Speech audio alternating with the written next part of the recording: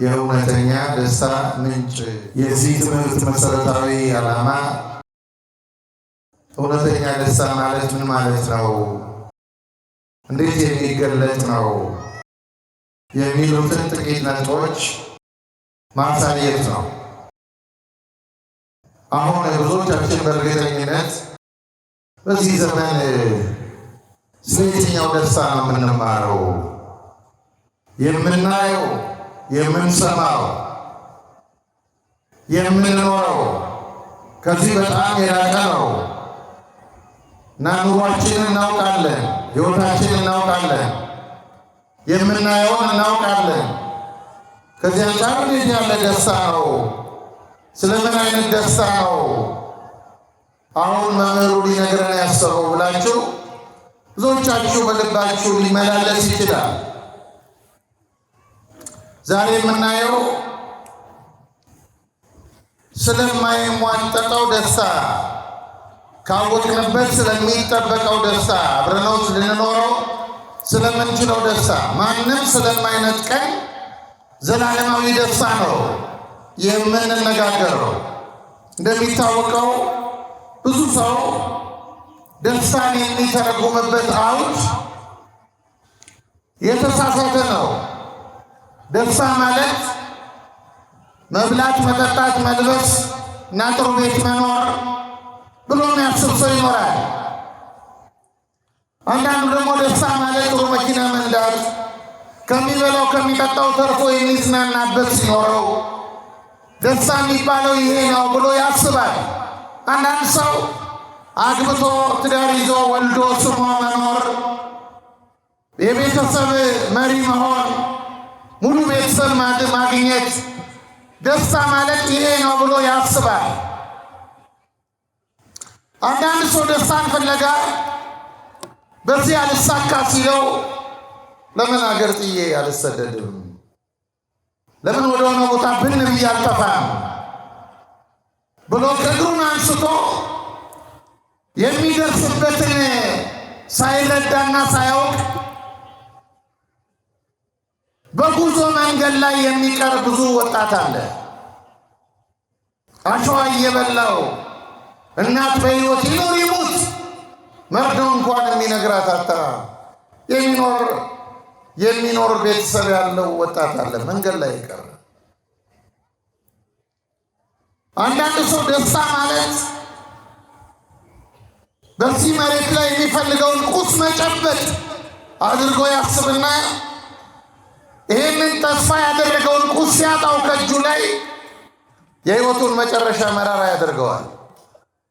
ብዙ ሰው ደስታን በዚህ መንገድ ተርጉሞ አልሳካ ሲለው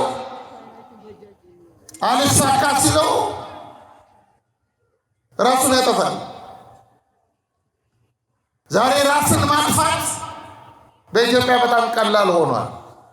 እንደምታዩት ፌስቡክ ላይ ማታ ደህናውኑ ልሰናበት ነው፣ ራሴን ላጠፋ ነው ብሎ ፖስት አድርጎ ጠዋት በሕይወት አይገኝም። በጣም የሚገርመው ደግሞ የጭካኔያችን ጥግኛ ደግሞ ራሴን ላጠፋ ነው ብሎ ፖስት የሚያደርገውን ሰው RIP ብለን እንጽፍለታለን። ረፍት በሰላም ይሁን እንለዋለን። በጣም ብዙ ሰው በስትረስ ተጠቅቶ አእምሮ ተረብሾ ውሳጣዊ ሰላሙን ተነጥቆ በተለያየ ምክንያት ሕይወቱን ለሞት አሳልፎ ይሰጣል። አንገቱን ለገመድ ይሰጣል። መርዝ ጠጥቶ ይሞታል። አንዳንዱ ደግሞ ጨካኝ ይሆናል። ደስታን ከማጣት የተነሳ የራሱ የውስጥ ሰላም ተረብሾ ሌላውን በመረበሽ ሰላም የሚያገኝ ይመስለዋል። የሌላውን ሰላም በመንጠቅ ደስታ የሚያገኝ ይመስለዋል። ሰው ተሰብሮ ሲቀር ሴት አባቱ ዋጋውን አገኘ ይላል። እንዲህ ያለው ነገር ደስታ አይደለም። እንዲህ ያለው ነገር ስሜት ነው። ከስሜት የዘለለ አይደለም። ደስታ ምንድን ነው? ክርስቲያኖች ደስታ ከእግዚአብሔር የሚገኝ ነው። የሚሰጠን እግዚአብሔር ነው። ደስታ ውሳጣዊ ነው። ለልጆቹ በሙሉ እግዚአብሔር የሰጠው አንዱ በሐዘን እንዲጠወልግ አንዱ በደስታ እንዲለመልም አላደረገም እግዚአብሔር። ደስታ ለሁሉ የተሰጠ ነው። ወደ ዋናው ሐሳባችን ከመግባታችን በፊት ስለ ደስታ ትልቋ ምልክታችን እመቤታችን ቅድስት ድንግል ማርያም ናት። ዲያቆን ቁጭ በል። ድንግል ማርያም ናት ትልቋ መምህርታችን ስለ ደስታ። መልአኩ ቅዱስ ገብርኤል ወደ እርሷ መጥቶ ምን አላት? እመቤታችንን ተፈሥሒ ፍሥሕት፣ ደስተኛይቱ ሆይ ደስ ይበልሽ። ደስ ይበልሽ ብቻ አይደለም ያለው፣ ደስተኛይቱ ሆይ ደስ ይበልሽ። ስምዖን አረጋዊ እኮ እመቤታችን ቅድስት ድንግል ማርያምን ትንቢት ተናግሮባታል። በነፍስሽ ሰይፍ ያልፋል ብሎ በተአምረ ማርያም እንሰማለን። የድንግል ማርያምን አምስቱን ሐዘናት በጆሮአችን ሰምተናል፣ አንብበን ኖረናል። ታዲያ በሐዘን ውስጥ ያለፈችን እናት፣ በነፍሷ ሰይፍ ያለፈውን እናት መልአኩ ደስተኛ የሚላት እንዴት ባለ ሁኔታ ነው? መልአኩ ቅዱስ ገብርኤልና ስምዖን አረጋዊ ሳይግባቡ ቀርተው ነው? አይደለም። የድንግል ማርያም ደስታዋ ከየት የሚመነጭ እንደሆነ መልአኩ መልሶታል። እመቤታችን በዚህ ምድር ላይ ስትኖር ስጋዊ ድሎት አልገጠማትም፣ አላገኘችም። ከመወለዷ ቀን ጀምሮ ቤተሰቦቿ የወለዷት በሊባኖስ ተራራ ነው። እናቷ ቅድስት ሐና አራስ ጥሪ እንኳ የሚያመጣላት አታ ንፍሮና ቆሎ በልታ ነው ልጇን ያቀፈቻት እመቤታችን። በዚህ ነው የኖረችው። ያደገችው በቤተ መቅደስ ነው። ማጀት ከጋገረው ድንግል ማርያም አልበላችም፣ አልጠጣችም። እንደነገሌ ባለጸጋ አይነት ኑሮ አልኖረችም እመቤታችን። ምክንያቱም በባህሪው ባለጸጋ የሆነ እግዚአብሔር ድሃ ሊሆንባት የመረጣት በስጋ የድሃ ቤተሰብ ልጅ ናት ድንግል ማርያም። በተአምረ ማርያም እንደምታነቡት እመቤታችን ቅድስት ድንግል ማርያም በወርቅ ጫማዋ ለተጠማ ውሻ ጠጣች የሚል እናነባለን፣ እንሰማለን። ክርስቲያኖች ድንግል ማርያም የወርቅ ጫማም አልነበራትም። ምንድን ነው የሚለን ተአምረ ማርያም? ታዲያ በወርቅ ጫማዋ የሚለን ምኑን ነው? ይተረጎማል ማለት ነው። ድንግል ማርያም የለም በቤተ መቅደስ የኖረችው እናቷ ከጀርባ አውርዳት የሰጠቻት ለመቅደስ ነው። በእግሯም ጫማ አልነበረም። ታዲያ ምንድን ነው የሚለው? በወርቅ ጫማዋ። የወርቅ ጫማ የተባለ ንጹሕ ልብ ነው። በኦሪት ዘጸአት ምዕራፍ 3 ላይ ሙሴ በኮሬብ በግ እየጠበቀ ሳለ እግዚአብሔር ተገለጠለት ለሙሴ እና አላወቀውም። ሲገለጥ እግዚአብሔር ማን እንደሆነ አልተረዳም።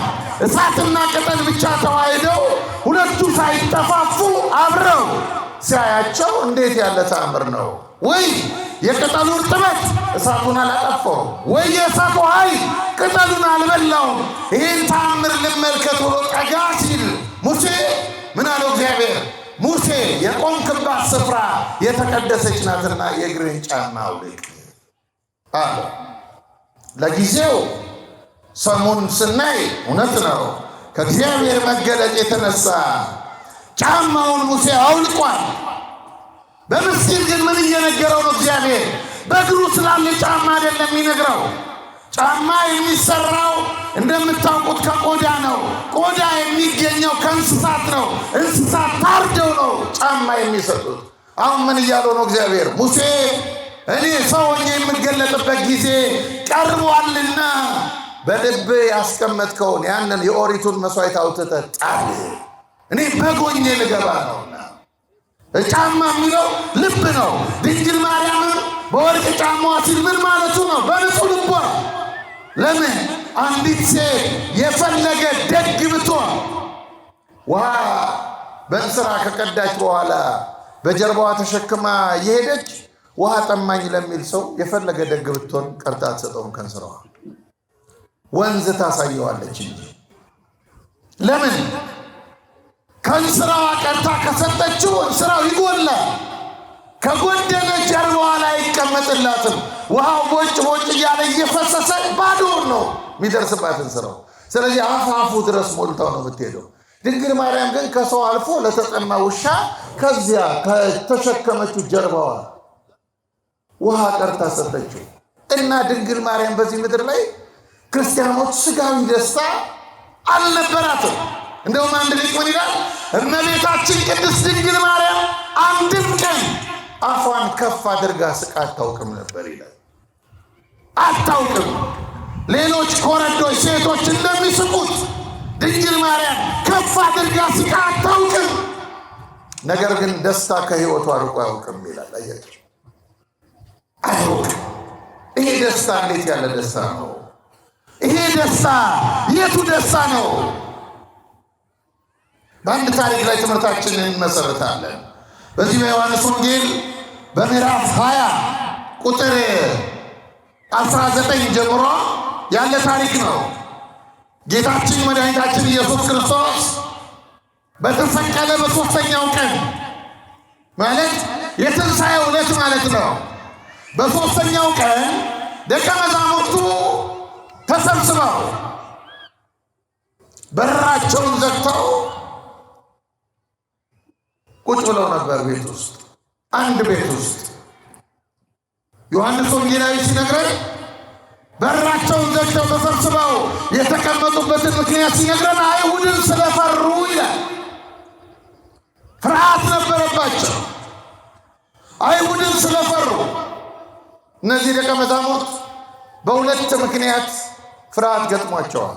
አንደኛው የኑሮ ጉዳይ ነው። የተጠሩት ከስራ ነው። አንዳንዶቹ ከአሳ አጥማጅነት፣ አንዳንዶቹ ከቀራጭነት የጠራቸው ከሚውሉበት የሥራ ቦታ መረባቸውን ስራቸውን እያሳለ ነው እንዲከተሉት ያደረጋቸው። እሱን ከተከተሉት በኋላ በዋለበት ይውላሉ፣ ባደረበት ያድራሉ፣ የእጁን በረከት ይመገባሉ። እርሱ አብሯቸው እያለ በሥጋ አንድም ቀን ስለ ኑሯቸው ስለሚበሉት አስበው አያውቁም። አሁን ግን ምግባቸውን አይሁድ ነጠቁባቸው። ስለዚህ ጥያቄ ሆነባቸው፣ ምን ይሻለናል? አልነገረንም፣ መሄጃችንን አልነገረንም። ኑ ሲለን መተናል፣ አቅጣጫችሁ በዚህ በኩል ነው አላለንም። ስለዚህ አምላካችን መምህራችን ተሰቅሎብናል እና ምን እንበላለን? ምን እንጠጣለን? ወደ ቀደመ አሳ አጥማጅነታችን እንዳንመለስ ደግሞ ህዝቡ ምን ይለናል? በአደባባይ ቃል ገብተናል፣ ለሚጠፋ መብላት ስሩ ሲል ጌታ፣ እኛም ካንተ ወዴት እንሄዳለን ብለናል። ስለዚህ ሰውስ ምን ይለናል? መምህራቸውን ከዱት ይለናል እና ምን ይሻለናል? እንዲህ አይነት እኮ የኑሮ ቀውስ ውስጥ የገቡ ብዙ ወገኖቻችን አሉ። ታውቃላችሁ፣ ዛሬ በጣም ብዙ ትናንትና ይመጸውቱ የነበሩ እጆች ዛሬ ለምጽዋት ተዘርግተዋል። ትናንት ይሰጡ የነበሩ ማንነቶች ዛሬ ለመቀበል አደባባይ ወጥተዋል። ከኑሮ ውድነት የተነሳ አንዳንድ እናቶች፣ ልመና የማያውቁ እናቶች፣ በአዲስ አበባ ልመና የማያውቁ እናቶች ሰው ጎረቤት ልትለምን ወጣች እንዳይላቸው ነጠላቸውን ዘግዝቀው ለቅሶ እንደሚደርስ ሰው በራቸውን ዘግተው የማይታወቁበት አካባቢ ለምነው የሚመለሱ እናቶች በዓይናችን እያየን ነው። ምንድን ነው የሚሻለን ታዲያ እንላለን። እንዲህ ባለ ኑሮ ፍርሃት ውስጥ የገባ ማንነት እውነት ይኖራል? አንተ እግዚአብሔር እውነት አለ ልጅ ነኝ ሳመልክህን የኖርኩት ስምን ስጠራ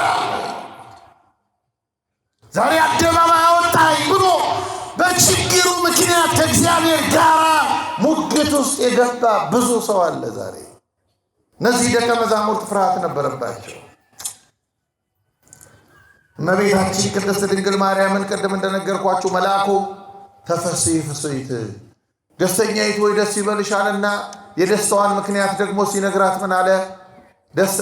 እግዚአብሔር ምስለኪ እግዚአብሔር ካንቺ ጋር ነውና። አያችሁ፣ የደስታዋ ምልክት እግዚአብሔር ከእርሷ ጋር መሆኑ ነው ምንጩ። እነዚህ ደቀ መዛሙርት ፍርሃት አለ። የረሃብ ጉዳይ፣ የኑሮ ጉዳይ እሱ አስጨንቋቸዋል። ያንዱ ፍርሃታቸው ነው። ሁለተኛው ፍርሃታቸው ደግሞ የክርስቶስ ተከታዮች መሆናቸው፣ የእሱ ተከታዮች መሆናቸው። ክርስቶስ ላይ የጨከኑበትን ጭካኔ ተመልክተዋል አይሁድ። አንዳንዶቹ አይተዋል፣ አንዳንዶቹ ፈርተው የሸሹት በጆሮአቸው ሰምተዋል ከተመለከቱ ሰዎች።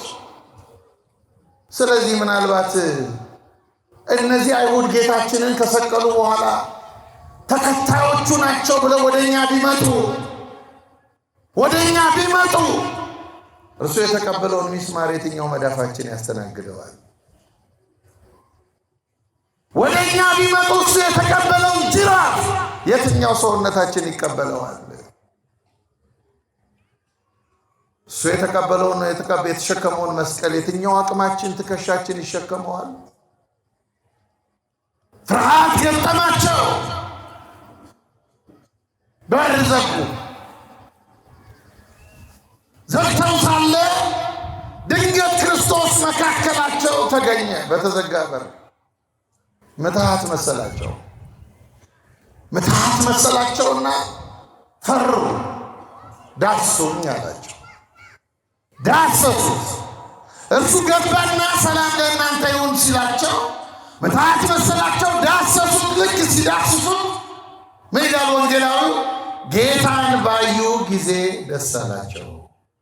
ማንን ባዩ ጊዜ? ነገሩን ይላችሁ። ማንን ባዩ ጊዜ? ክርስቶስን ባዩ ጊዜ። አልበሉም አልጠጡም፣ ግን ስላዩት ብቻ ደስ አላቸው። ከዚያ ምን አለ ቀጥሎ? ጌታ ደገመና ሰላም ለእናንተ ይሁን አላቸው። ይሄን አለና ቀጥሎ ምን አለ? እፍ አለባቸው። መንፈስ ቅዱስንም ተቀበሉ። ከዚያ ቀጠለና እንዲህ አላቸው፣ አብ እንደላከኝ እኔ ደግሞ እናንተን እንዲሁ ልካቸዋለሁ አለና በመቀጠል ምን አለ? በምድር ላይ ኃጢአቱን የያዛችሁበት በሰማይ ተይዞበታል። በምድር ላይ ኃጢአቱን ይቅር ያላችሁት ደግሞ ኃጢአቱ ይቀርለታል አላቸው ጌታችን። አሁን ደቀ መዛሙርቱና ክርስቶስ በሚያደርጉት ንግግር ውስጥ እንጀራ ቆርሶ ሲሰጣቸው አናይም። አሳ አበርክቶ ሲሰጣቸው አናይም። በዚህ ንግግር ውስጥ የታመመ አካባቢያቸውን ነካክቶ ሲፈውስላቸው አናይም። ግን ክርስቶስ ከተናገራቸው ንግግሮች የተነሳ ደቀ መዛሙርቱ ደስተኞች ነበሩ። እነዚህ ደቀ መዛሙርት ቤተ ክርስቲያንን ወክለው የተሰበሰቡ ናቸው። ማንን ወክለው አልኳችሁ? አልሰማችሁ? ማንን ወክለው? ደቀ መዛሙርቱ እንደ ግለሰብ የሚታዩ አይደሉም። ጴጥሮስ፣ ዮሐንስ፣ ያዕቆብ እያልን የምንጠራቸው ግለሰቦች አይደሉም። ቤተ ክርስቲያን እንድትሰበሰብ፣ ቤተ ክርስቲያን የዓለሙ መጠለያ እንድትሆን ታላቅ ተልእኮ የተቀበሉ የቤተ ክርስቲያን ወኪሎች ናቸው። በጸሎት ሃይማኖታችን ወነአምን በአሐቲ ቅድስት ቤተ ክርስቲያን እንተ ላዕለ ኩሉ ጉባኤ ዘሐዋርያት፣ ሐዋርያት በሰበሰቧት በአንዲትና ቅድስት ቤተ ክርስቲያን እናምናለን። ይሄ ዶግማ ነው፣ የቤተ ክርስቲያን ትምህርት ነው፣ የማይለወጥ ትምህርት። ክርስቲያኖች እኛ እኮ አሁን ዓለም ካመጣብን፣ ጠላት ካመጣብን፣ ሰይጣን ካመጣብን ፈተና በላይ ደግሞ እኛ የምናመጣው እየበዛ ነው። አንዳንዱ አደባባይ ወጥቶ በስመ አብ ወወልድ ወመንፈስ ቅዱስ አሐዱ አምላክ ብሎ ጳጳስ ሲሳደብ አያፍርም። እኔ ይገርመኛል ምን አይነት ኦርቶዶክሳዊነት እንደሆነ ራሱ ግራ በሚገባ ሁኔታ ሊኖር ይችላል። ችግር አይኖርም እያልኩ አይደለም፣ ግን ተመልከቱ፣ አንድ ሊቀ ጳጳስ ኤጲስቆጶስ ክርስቲያኖች እንደ ግለሰብ የሚታይ አይደለም። ይህ የቤተክርስቲያኒቱ ትምህርት ነው አይደለም። ምዕመናን በልጅነት ይጠይቃሉ፣ በስርዓት ይጠይቃሉ። በስርዓት እነዚህ ደቀ መዛሙርት ቤተ ክርስቲያንን ወክለው የተሰበሰቡ ናቸው። ፍርሃት ውስጥ የገባችው ማናት? ቤተ ክርስቲያን። ለምን አትፈራ? አካሉ ናት። በመስቀል የተነጠቀባት ራሷ ነው። ያለ ራስ አትኖርም። አካል ያለ ራስ አይኖርም። ስለዚህ የተቆረጠ አካል ሆና ታያት። ፍርሃት ተሰማት። በፍርሃቷ ክርስቶስ ተገኘላት። ስሙ የተመሰገነ ይሁን። ክርስቲያኖች ብዙ ፍርሃቶች ይታያሉ። ግን እኛ ያልፈታነው ችግር ከሆነ ከኛ አእምሮ በላይ የሆነ ከኛ አቅም በላይ የሆነ ችግር ሲሆን ከኛ በላይ ማን አለ? እግዚአብሔር አለ። በቃ ይህንን የሚያምን ክርስቲያን ተስፋ አይቆርጥም። እሱ ባልፈታው ችግር እግዚአብሔር አይፈታውም አይልም። አይተናል። ሞቶ የቀበሩትን ወንድማቸውን ከአፈር አውጥቶ ለማርታና ለማርያም ሲሰጣቸው ስሙ የተመሰገነ ይሁን። አይተናል። ተመልከቱ። እንኳን ተርበን ተጠምተን በሕይወተ ሥጋ እያለን በመራብ በመጠማት ብቻ አይደለም ክርስቲያኖች። አሁን ዓለም የምታመጣብንን ችግር በሙሉ እንመለከትና ዙሪያው ገደል ይሆንብናል። ዙሪያው ገደል ሲሆንብን የኤርትራን ባህር ከፍሎ ያሻገረ እግዚአብሔር ከታየ ተስፋ አንቆርጥም።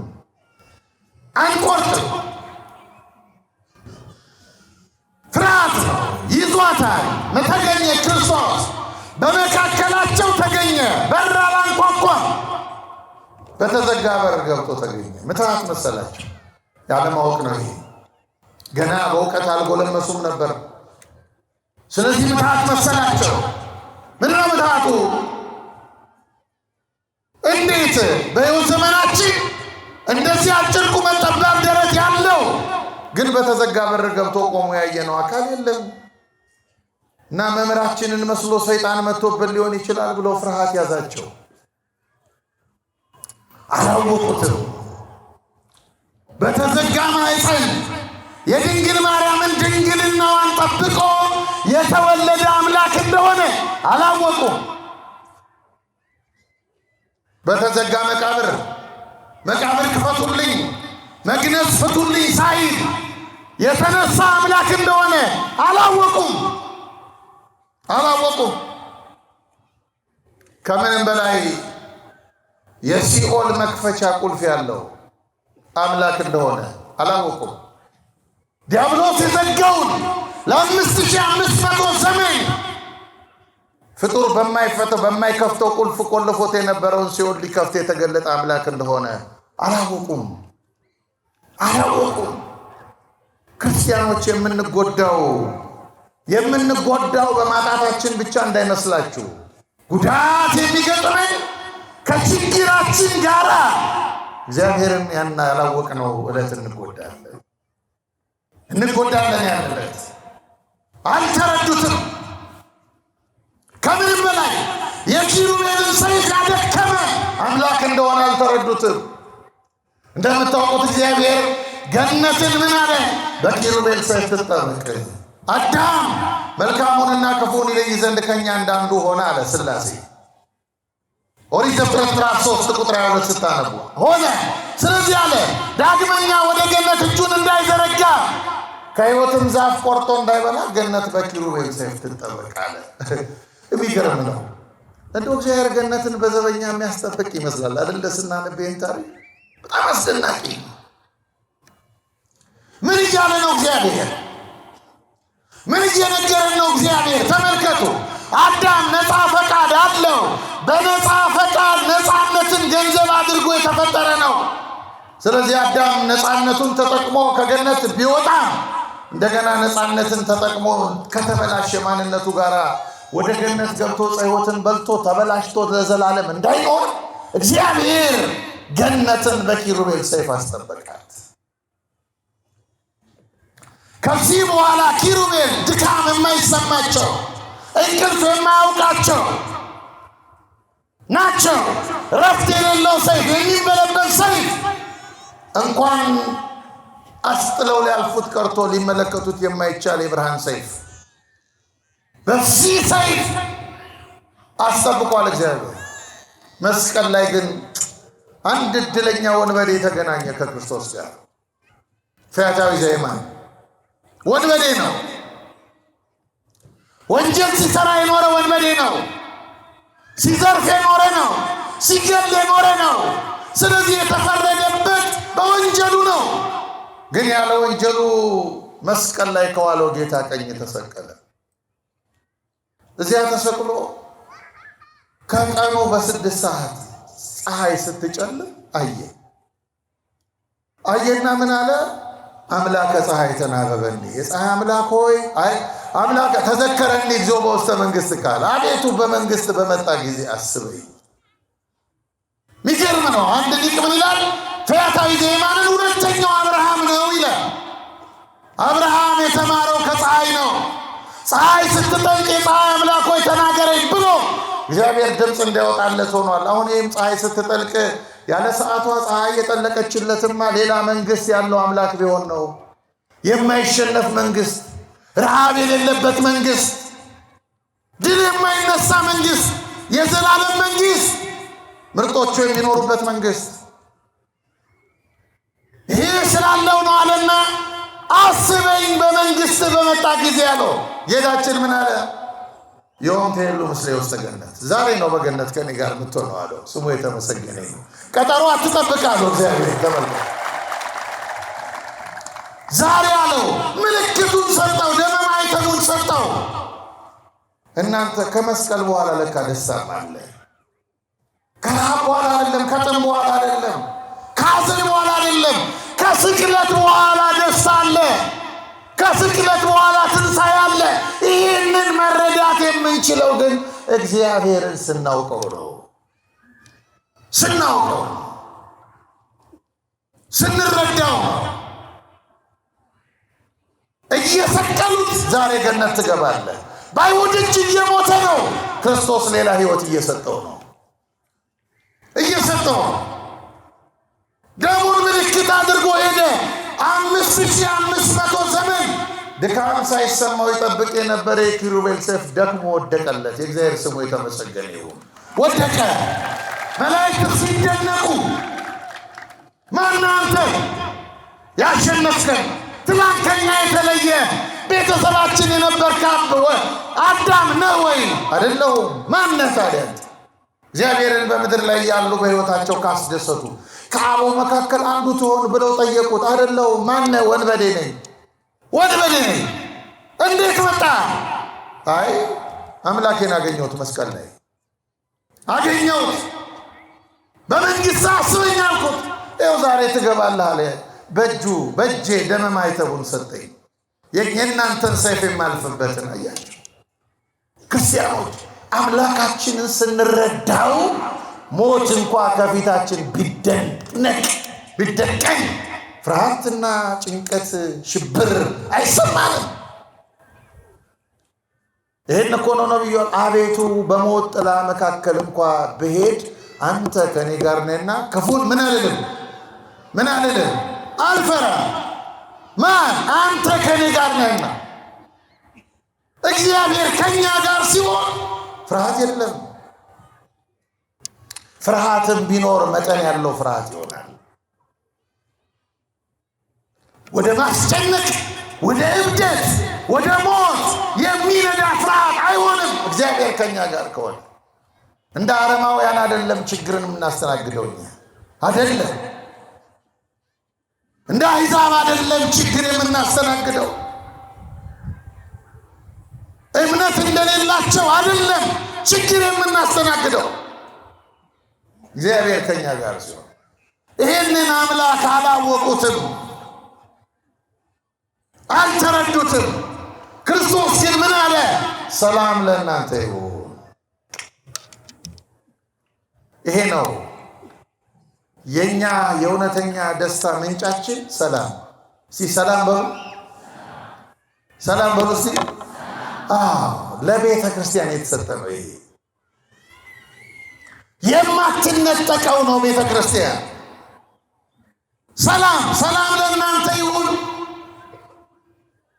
ካህኑ በቤተ መቅደስ ሁል ጊዜ ያሰማናል። በቅዳሴ ክርስቶስን ወክሎ በመንበሩና በእኛ መሃል ሆኖ ሰላም ለኩልክሙ፣ ሰላም ለሁላችሁ ይሁን ይላል።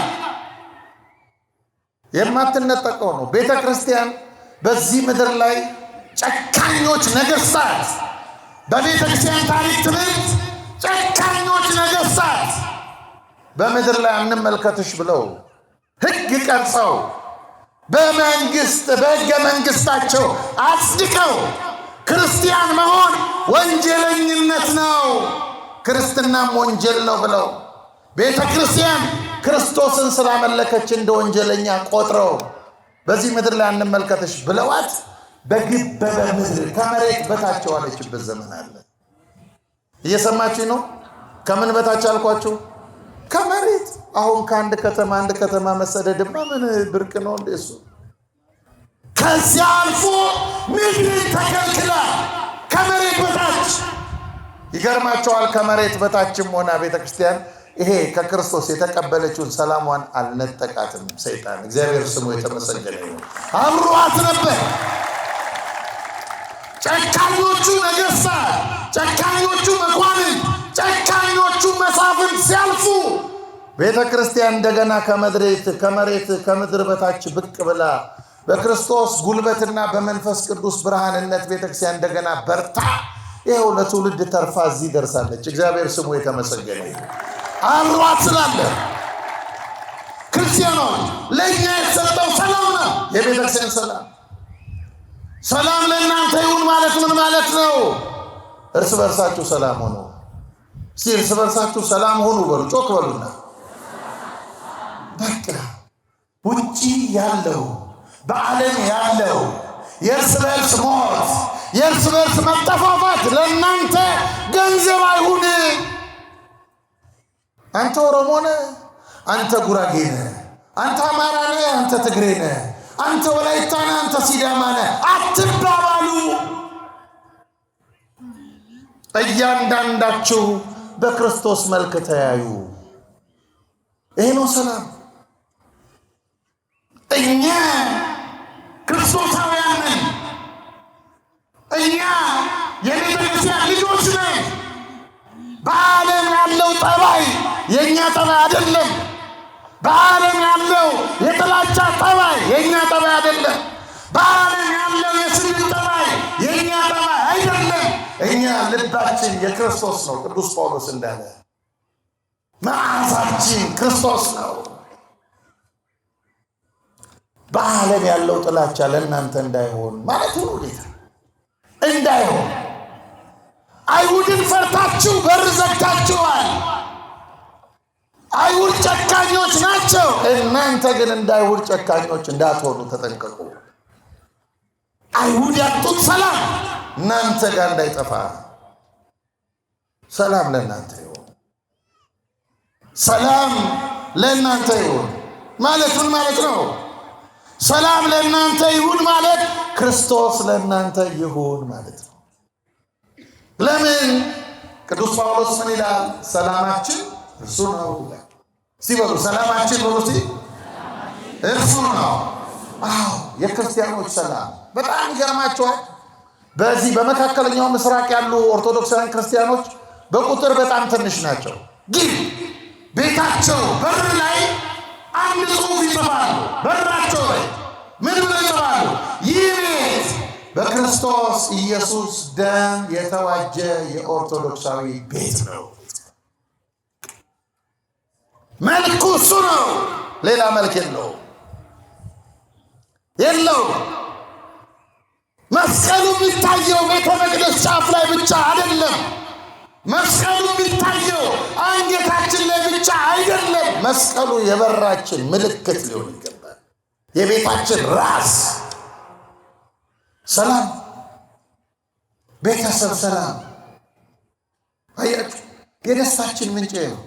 ባንበላ ባንጠጣ እግዚአብሔር ይሄንን የመንፈስ ሰላም ስለሰጠን እንዲህ ባለ ሁኔታ ተረጋግተን ተቀምጠን እርሱን እንድንሰማ እንዲህ የተረጋጋ ማንነትን ስለሰጠን በዚህ ደስ ይለናል። እግዚአብሔር ስሙ የተመሰገነ ይሁን። ደስ ይለናል የምናርፍበት በማግኘታችን። ስንት ወጣቶች በዚህ ሰዓት ማረፊያ ያጥተዋል። ብዙ ወጣቶች እኮ ብርጭቆ ስር ናቸው። ወደው ይመስላቸዋል። እኛ ሰካራ ምን እንላቸዋለን አይደል? ወደው እኮ አይደለም። ክብሩን የሚጠላ ያለ ይመስላቸዋል። ግን ሽሽት ነው። ሽሽት፣ ጭንቀትን ሽሽት። ብዙ ወጣቶች እኮ ጫት ቤት እኮ ነው ያሉት። ይሄ ጫት ቃሚ እንላለን። ክርስቲያኖች ወደው ይመስላቸዋል። አይደለም፣ ወደው አይደለም። አያችሁ ቢያንስ ግን እኛ የት መጣን? እዚህ መጠለያ ይሄ ነው። ወጣቶች ሰላማችሁ ክርስቶስ ነው። ተስፋ አትቁረጡ። እግዚአብሔር ነገ ሌላ ቀን አለው። ሕይወቴ የእርሱ ስጦታ ነው። ሕይወቴን ላጠፋው አይገባኝም፣ ልጠብቀው አደራ ነው የተሰጠህ አንተ ሕይወት ወዳጄ። አንተ ያንተ አይደለም። እኛ የኛ አይደለም። ሕይወት የተቀበልነው ከእግዚአብሔር ነው። የሚጠበቅ ነው፣ በአደራ የሚጠበቅ ነው። እህቶቻችን ምናልባት ወጣትነት አታሏችሁ፣ በዝሙት ሰውነታችሁ ረክሶባችሁ ያለ ጊዜያችሁ ምናልባት ጸንሳችሁ ወላጅ እንዳያውቅባችሁ ተደብቃችሁ የሆነ ሆስፒታል አስወግዳችሁ ሊሆን ይችላል። አሁን እግዚአብሔር ይሄንን አድርጌ ይቅር ይለኛል ብላችሁ ታስቡ ይሆናል። ክርስቲያኖች ተስፋ እንዳትቆርጡ፣ ደግማችሁ አታድርጉት እንጂ እግዚአብሔር እንደ ደም የሚቀላውን በደል የሚያጥብ አምላክ ነው። ስሙ ለዘላለም የተመሰገነ ይሁን። አትቁረጡ፣ ተስፋ አትቁረጡ። ለምን ሰማይ አይወድቅም? ገና እኮ ሰማይ እንደ ትኩሳት ቀልጦ ይፈታል ይላል መጽሐፍ። እኛ ግን ሰማይ ከወደቀ በኋላ ሌላ መኖሪያ አለን። ስሙ የተመሰገነ ይሁን አለን። ምድርም ካለፈች በኋላ ይሄ ሰላም እግዚአብሔር ሰላማችን ነው። ይሄንን ገንዘብ ስላደረገ የእውነተኛ ደስታ ምንጫችን እሱ ነው። ቢያንስ የማልቀሻ ስፍራ እኮ አለን እናንተኛ ታውቃላችሁ። እኔ አንዳንድ ወጣ ብያለሁ ከሀገር። አንዳንድ ቦታ ስወጣ በጣም ይገርማቸዋል። የውጭዎቹ ሰዎች ደስታ የሚባል ነገር ጠፍቶ የሚበሉት የሚጠጡት ጥሩ መኪና ይነዳሉ፣ ጥሩ ቤት ይኖራሉ። ግን ደስታ የሚባል ነገር አጥተው የመዝናኛ ከፍለው ይጮሃሉ። ታውቃላችሁ መጮህ ያለ እንደ ሲኦል ያለ የሚጎበኙት ከፍለው እዚያ እየጮሁ ራሳቸውን ስቶ አምቡላንስ መጥቶ ምናምን ይወስዳቸዋል ወደ ሆስፒታል። ሰው ከፍሎ ይታመማል እንዴ? እናቶቼ እኛ እኮ ጋኔን እንኳ ቢይዘን የሚያስጮህ የምንጮህበት ጠበላለን። እግዚአብሔር ስሙ የተመሰገነ ይሁን አለን እኮ ታመን እንኳን አለን። እኛ እኮ በስትረስ ተይዘን ክርስቲያኖች ሌላ ሕክምና ፍለጋ የምንሮጥ አይደለንም። መቅደሳችን በጸጋ የተሞላ መቅደስ እኮ ነው አለ። ካየ ነው ይሄ ነው የኛ የደስታ ምንጭ። ይሄ ነው ሰላም። ለቤተክርስቲያን የተሰጠ ሰላም። ይሄ ሰላም ጠብቁ። ይሄ ሰላም እንጠብቅ። ችግር ቢገጥመን ችግሮቻችንን በመንፈሳዊ መንገድ በኦርቶዶክሳዊ መንገድ መፍታት እንልመድ። የአሕዛብ መሳለቂያ አንሁን። ይሄን የተሰጠንን ሰላም እንጠብቀው። ሰላም ሰጠ በደቀ መዛሙርቱ በኩል ለቤተክርስቲያን። ቀጠለና ምን አለ? ሰላም ለእናንተ ይሁን አለና ምትሃት ሲመስላቸው ዳሱኝ አላቸው። ደግሞ ለቤተክርስቲያን አካሉን እንድትዳስሰው ፈቀደላት እግዚአብሔር። አያችሁ፣ ማን ይደርስበታል እግዚአብሔር ላይ? ማን ሊነካው ይችላል እግዚአብሔርን? አትንኪኝ እኮ ነው ያላት ያችን ግለሰብ። በግለሰብ የሚዳሰስ አምላክ የለንም። በግለሰብ የሚበየን አምላክ የለንም። ቤተ ክርስቲያን የምትዳስሰው አምላክ ክርስቶስ ይዳሰሳል። በመቅደሳችን በአካለ ህብስት ይዳሰሳል። ክርስቶስ በመቅደሳችን በመልክዓ ህብስት ይታያል። ካህኑ ቀድሶ ሲወጣ ምኑን ነው የሚያሳልማቸው? ምኑን ነው? እጁን እኮ የሚያሳልመው የቀደሰ ቀን ነው። ከቅዳሴ ውጭ እጁን ማሳለም አይችልም ቄሱ። መስቀል ነው የሚያሳልም። እጁን የሚያሳልመን እኮ እንደው ታውቃላችሁ፣ ክርስቶስን እየዳሰስ ነው። ዳሶት ነው የወጣው ከመቅደሱ። ከዚህ በላይ ደስታ አለ? እርሱም ከመዳሰስ በላይ እናቶቻችን ወደ ቤተክርስቲያን መጣችሁ የመቅደሱን ግንብ ስታሻሹ ብዙ ሰዎች ድንጋይ ነው ምናምን ያደረጉት ይላሉ አላዋቂዎች። እንዳይደለም፣ እኛ ድንጋይ አይደለም የምናየው፣ እኛ የክርስቶስን ቀሚስ ነው የምናየው። ቀሚሱን ዳሳ የ12 ዓመት መከራዋ የቆመላትን ሴት እያየን ነው የምንዳስሰው። እግዚአብሔር ስሙ የተመሰገነ። አያችሁ፣ እዚህ መጥተን እርሱን እንዳስሳለን።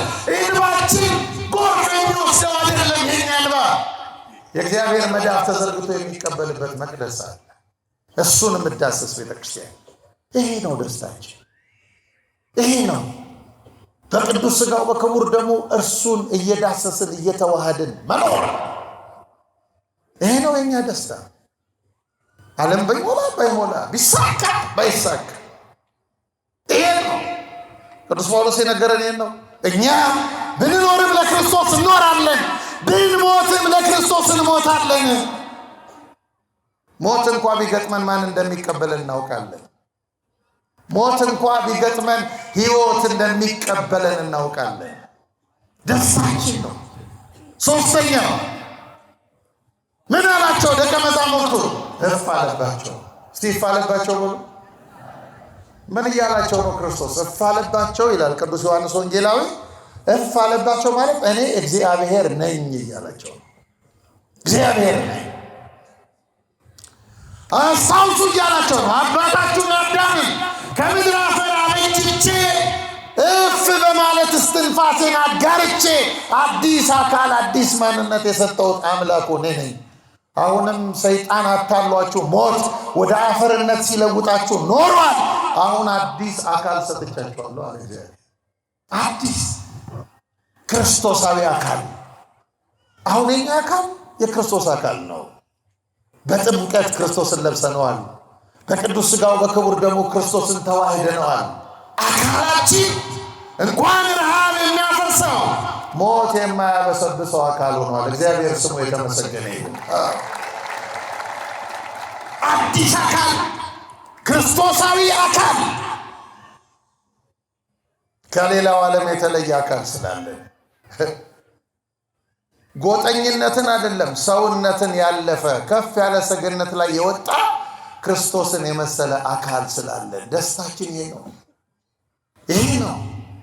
ይሄ ደስታ በገንዘብ አይሸመትም። ይሄ ደስታ በዓለማዊ እውቀት አይሸመትም። ይሄ ደስታ በምድራዊ ስልጣን አይሸመትም። ይሄ ደስታ በሃይማኖት የሚሸመት ደስታ ነው። እውነተኛ ደስታ ነው። የማንነጠቀው ደስታ ነው። ይሄ ስላለን አዲስ አካል ስለተሰጠን አያችሁ። አካላችን አዲስ ሆነ። ታዲያ ሞትን ድል የነሳውን አካል ወደ ሞት እንዴት እንወስደዋለን? ወጣቶች ሞትን ያሸነፈውን አካል እንዴት ለሞት እናስገዛዋለን? እናስገዛው። ከዚያ ቀጠልና ምን አለ? ከአዲስ አካል በኋላ እንዲህ አለ ጌታችን በከመ ፈነወኒ አብ ከማሁ አነ እፌንወክሙ፣ አባቴ አብ እንደላከኝ እኔ ደግሞ እልካቸዋለሁ። ተልእኮን ሰጠ ለቤተ ክርስቲያን። እስቲ ተልእኮን ሰጠ በሉ። ይሄ ደስታ ለእግዚአብሔር ከመስራት በላይ ደስታ የለም። ምንድን ነው ያለው እግዚአብሔር አብ የባህሪ ልጁን? ሂድ፣ ውረድ፣ ተወለድ፣ ተሰቀል፣ ሙት፣ አድነው አዳምን። ተገለጠ አምላካችን። አዳም የወደቀውን አዳምን፣ የሞተውን አዳምን፣ ሲኦል የዋጠውን አዳምን ሊያድነው አምላካችን በመስቀል ላይ ዋለ። ከዚያ ምን አለ? ግብረ ዘወሀብከኒ ፈጸምኩ። አባት ሆይ በምድር ላይ ላደርገው የሚገባኝን ስራ ፈጽሜ ያከበርኩ። አባ ሰብሐኒ በስብሐቲከ። አያችሁ ደግሞ ዓለም ሳይፈጠር በአንተ ዘንድ በነበረኝ ክብር አክብረኝ አለ። ስለዚህ ምን አለ ጌታችን? አባቴ እንደላከኝ ልካቸዋለሁ። ምን ማለቱ ነው? የእግዚአብሔርን መንግስት እንድታሰፉ ልካቸዋለሁ። ለመንግስቱ ከመስራት በላይ ምን ክብር አለ? ምን ክብር አለ? በዚህ ሰዓት ቤተክርስቲያን ያቀረበችልንን ጥሪ ሰምተን ማኪያቶ ቤት ማምሸቱን ትተን ቤት ቡና መጠጣቱን ትተን በመሃል ከተማ ወዲያ ወዲህ ማለቱን ትተን እግዚአብሔር መንግስቱ በእኛ እንዲገለጥ እንዲህ ባለ ሁኔታ ከመሰብሰብ በላይ ምን ደስታ አለ? የእግዚአብሔር ስም የተመሰገነ ይሁን። ከዚህ በላይ ደስታ የለም። ልዩ ደስታ ነው። እኔ ገርመኛል። አረብ ሀገር እንጀራ ፍለጋ የሄዱ እህቶቻችን ከዚህም ሄዳችሁ የምታውቁ ትኖራላችሁ። አረብ ሀገር እንጀራ ፍለጋ በችግር ከኢትዮጵያ ወጥተው አረብ ሀገር ሄደው እነሱ እዚያ በመሄዳቸው ምክንያት የእግዚአብሔር ቤተ ክርስቲያን ተተክላ መንግስቱን በዚያ በአሕዛብ ሀገር ከመትከል በላይ ክብር አለ? ከዚህ በላይ ደስታ አለ? ተመልከቱ። የለም እነዚህ ክርስቲያኖች ባይሰደዱ ክርስቲያኖች መስቀል አይታይበትም ነበር የአረቢቱ ምድር። ምናልባት የመስቀል ምልክት ወፎች ሲበሩ ክንፋቸውን ሲዘረጉ ብቻ ነበር የሚታይባት።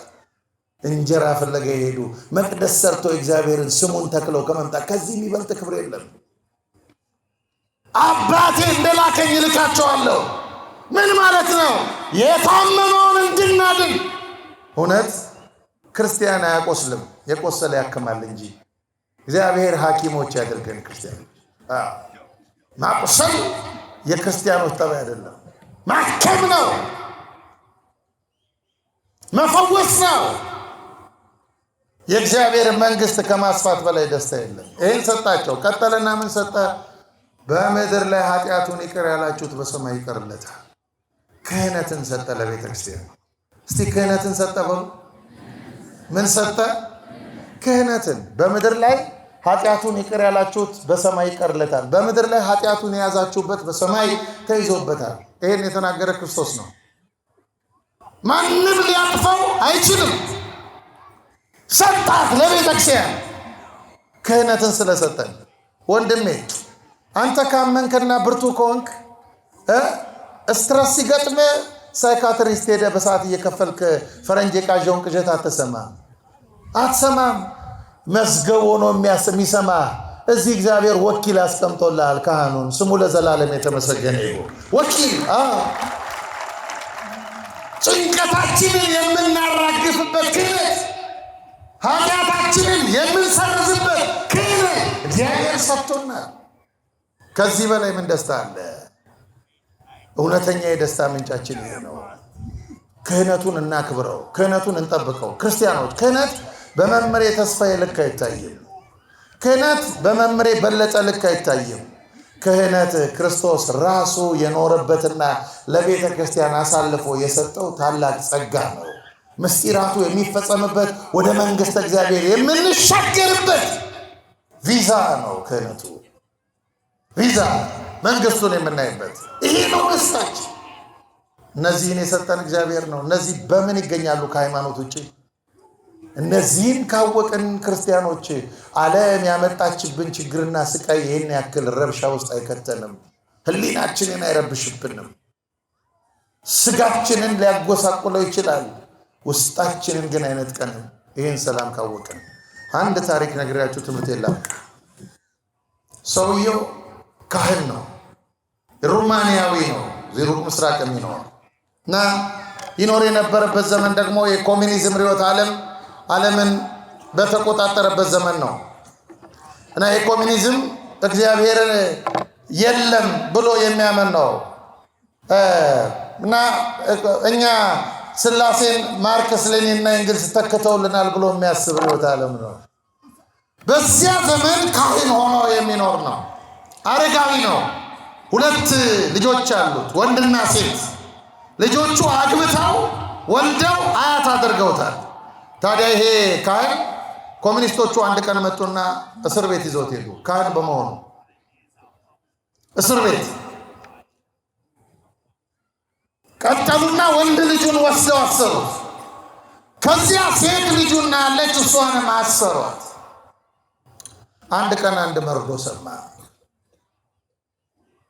ወንድ ልጅህ እስር ቤት ሆኖ ሞተ እና መንግስት ቀበረው አሉት። የወንድ ልጁ ቀብር ላይ አልተገኘም። አዘነ በጣም። በሌላ ቀን ደግሞ ሴት ልጅህ እኮ 20 ዓመት ተፈርዶባት ወደ ወህኒ ወረደች አሉት። ሌላ ሐዘን ሰማ። ሌላ ከዚያ ቀጠሉና ደቀ መዛሙርቱ ደግሞ በውጭ ያሉት መጥተው መምህራችን ወንድ ልጅ ሞቶ በመቀበሩ ሴት ልጅ 20 ዓመት ስለተፈረደባት አንተም በእስር ቤት ስላለ ባለቤትህ ተስፋ ቆርጣ አብዳ አእምሮዋን ስታ አገር ጥላውታለች። ሌላ መርዶ ሰማ። በዚህ ምክንያት አሉት የልጅ ልጆች የሚመገባቸው ጠፍቶ ከቆሻሻ ገንዳ ሲመገቡ አየን አሉት። ከባድ ነው። ሕፃናቱን እንኳን እንዳይረዷቸው ክርስቲያንን መርዳት በወቅቱ እንደ ወንጀል ያስቆጥር ስለነበረ ሕፃናቱን የሚረዳቸው ጠፍቶ ከገንዳ ይለቅማሉ። አንድ ቀን ግን ደቀ መዛሙርቱ እስኪን ጠይቀው መምህራችንን ብለው ሲሄዱ እስረኞቹን ሰብስቦ ወንጌል ይሰብካል እና የትምህርቱ ርዕስ ምን ነበረ? ሁልጊዜ በጌታ ደስ ይበላችሁ። ሲበሉት ይንቃል። ጮክ በሉ፣ በደንብ በሉት። በማን ደስ ይበላችሁ? በጣም እንዲህ ያሉት እንዲህ በሚል ርዕስ ያስተምራል እና ደቀ መዛሙርቱ እንዴት ይሄ ሁሉ መከራ አስተናግዶ እንኳን እሱ እኛ እንኳን የደረሰበት እኛ እንኳን የሰማነው መሸከም ያቃተንን መከራ ተሸክሞ እግዚአብሔር የለም ብሎ ይክዳል ብለን ስናስብ ሁልጊዜ በጌታ ደስ ይበላችሁ ብሎ ያስተምራል እንዴ? ቆይ አስተምሮ ሲጨርስ እንጠይቀዋለን አሉና ቁጭ ብለው ትምህርቱን ሲጨርስ መምህራችን እንዴት በዚህ ርዕስ አስተማርክ ብሎ ጠየቁት። ይሄው ደርሶ ወንድ ልጅ ሞቶ አልቀበርክም፣ ሴት ልጅ 20 ዓመት ተፈርዶባት ባለቤት አብዳ አገር ጥላ ወጣ፣ የልጅ ልጆች ቆሻሻ ገንዳ እየተመገቡ አንተ አእምሮህ ጤነኛ ቢሆን አይመስለንም ሁልጊዜ በጌታ ደስ ይበላችሁ ብሎ ያስተማርከው አሉት። እዛ እሱ ሲመለስ እንዲህ አለ፣ እውነት ነው ወንድ ልጅ ሞቶ አልቀበርኩትም፣ ሴት ልጅ 20 ዓመት ተፈርዶባታል፣ ባለቤቴም አእምሮን ስታ አብዳ አገር ጥላው እንደወጣች ነግራችሁኛል፣ የልጅ ልጆችም ከቆሻሻ ገንዳ ይመገባሉ። ይህ ሐዘን አለ እንደ ሰው ልብ ይሰብራል አለ። እንደምን አልሰማኋቸው? እንደ ሰው ልብ ይሰብራል አለና እኔ ግን ሰው ብቻ ሳልሆን ክርስቲያን ነኝ። አያችሁ፣ የማስተናግደው እንደ ሰው ብቻ አይደለም አለ። ሰው ብቻ አይደለሁም፣ ክርስቲያን ነኝ አለ። ክርስቲያን ብቻ አይደለሁም አለ፣ ካህን ነኝ። ስለዚህ አለ ሐዘኑን የማስተናግደው በዚህ ነው አለና መጽሐፍ ምን ይላል ብሎ ጠየቃቸው። ከሚያዝኑት ጋር ምን በሉ እዘኑ ይላል። አሁን አንድ ሰው ጎረቤት ሰው ሞቶበት የጎረቤት ሐዘናችን ሆኖ አብረን እናለቅሳለን አይደል? ሐዘኑ እኛ ቤት ገብቶ ነው አይደለም፣ እንጋራለን አላቸውና ቀጥሎ ግን ምን አለ? እናንተ ግን ያነበባችሁትን ብቻ ነው ከሚያዝኑት ጋር እዘኑ ብሎ ብቻ በቃም ደስ ከሚላቸው ጋር ደስ ይበላችሁ ይላል።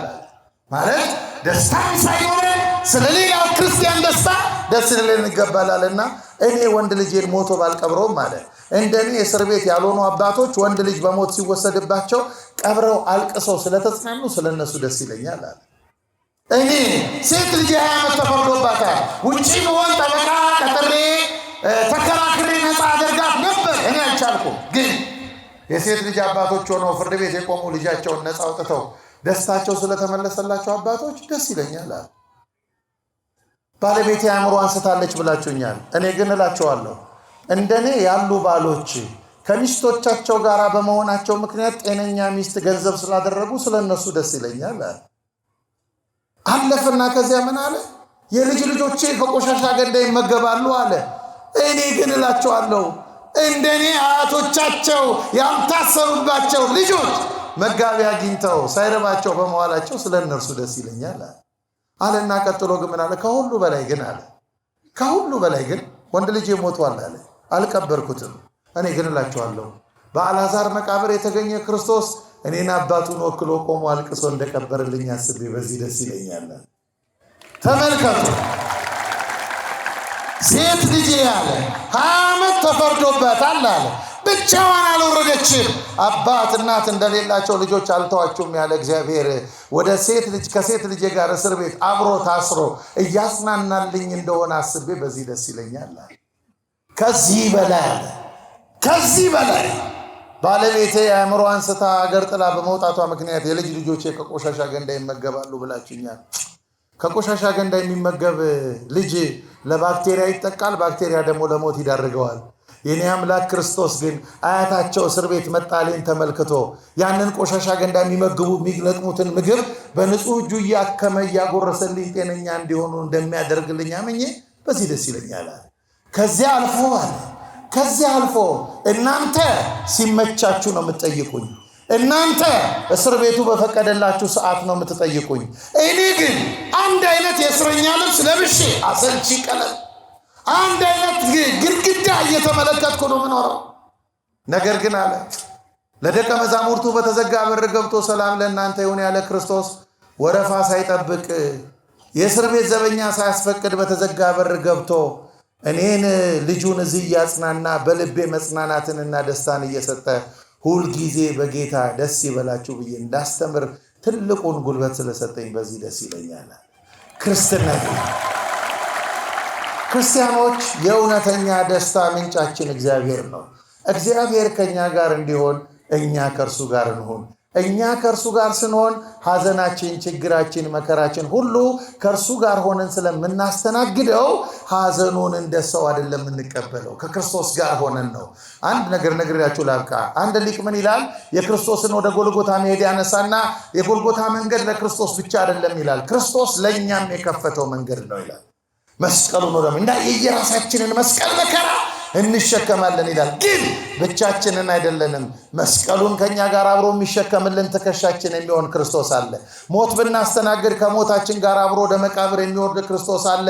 በሱ ኃይል መልሶ የሚያነሳን አምላክ አለ ብሏል። እና እግዚአብሔር ከኛ ጋር ከሆነ ክርስቲያኖች ዓለም ያመጣችብንን ችግር እንደ አረማውያን አንመለከተውም። እንደ ክርስቲያን እግዚአብሔር ከእርሱ ጋር እንዳለ ክርስቲያን አይተን መጽናናትን ወደ ልባችን እናመጣለን። መድኃኔዓለም መጽናናቱን ለሁላችን ያድል።